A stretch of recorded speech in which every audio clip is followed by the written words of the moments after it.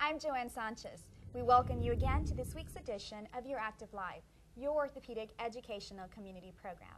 We'd like to thank Affectionate Home Care for helping make this program possible. By my side, Dr. Raul Marquez. Hi, Joanne. Hello, everybody, and thank you for joining us. Our goal during this program is to provide you with some valuable healthcare information that will be beneficial for you and for your family.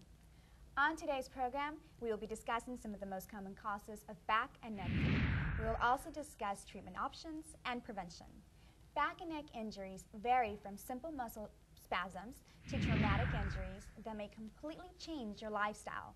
It's important to recognize the symptoms and to know what type of measures to take. According to the National Pain Foundation, experts estimate that approximately 85% of Americans will experience some type of back or neck injuries by the age 50. That is correct, Joanne. If you realize that 85% of the injuries occur on the back, on the neck, or 85% of the population will have in one lifetime neck or back injuries is basically an endemic problem. What we're talking about here is almost everybody that you talk in the streets or your friends will have a certain amount of pain on the back and the neck, and that could occur from many reasons. There are various factors, but before we talk about neck or back injury, I think we should look at the anatomy first so we can understand what the problem is and why we're having the pain that we're talking about, okay? So I think it's very easy if we can explain to our friends on TV that this is the spine, and this is just a model. You can see that the model, this is the head, or half of the head, if you want to call it like that, and this is the neck, this is the thoracic spine, or the chest part, and this is the lower back, this is the pelvis. In the neck, we have 7 bones, or 7 vertebrae. We call vertebrae because there are, these little bones here, that are the vertebrae, and they have the little space here we call the joints. It's called the facet joints. And the purpose of the spine in general is to protect our nerves. As you can see in this model, these little yellow strings are the nerves. So the purpose of our spine is to protect the nerve and also to have our structural support in the neck as well as in the back and the whole body. Everything everything comes out of this part of the body.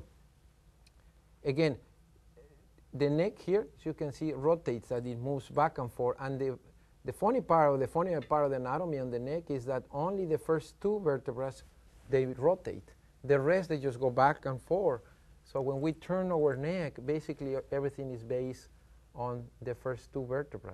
The rest have very little rotation, and that's the important part of the neck. Also, the other thing that you can see is that little red strain. In our neck, we have the arteries, it's called the vertebral arteries, that run right into the bone.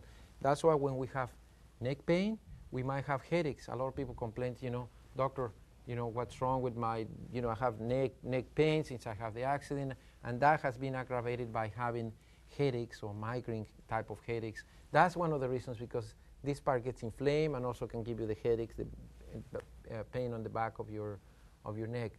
Then the next part of the general anatomy is the thoracic spine.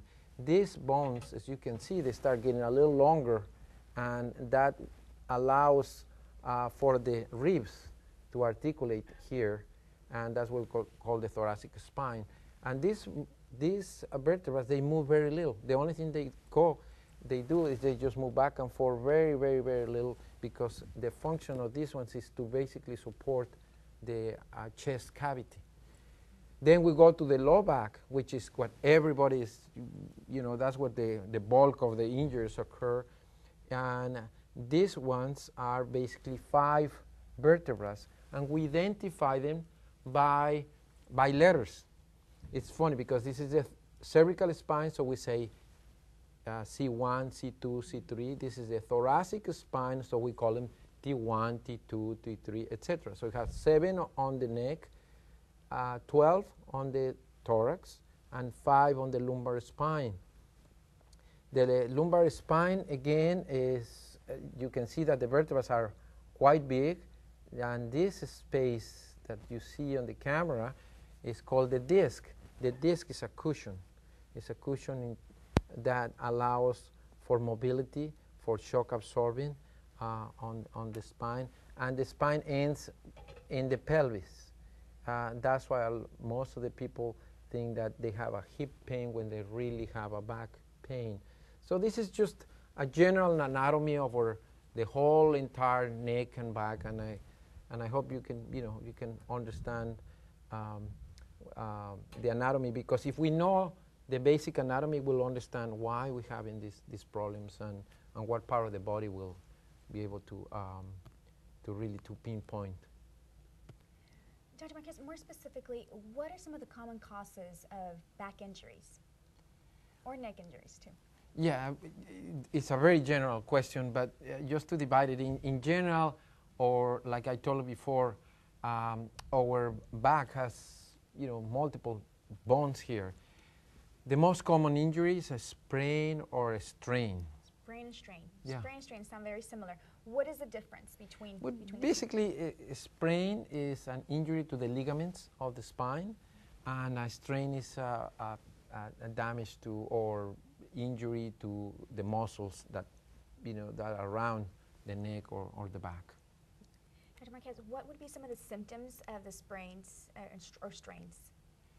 Well, in general, the symptoms of neck pain or back pain are spasms, when we feel that is some tightness on the muscle, stiffness, that we can't move because of the swelling around it, and the most common problem is pain.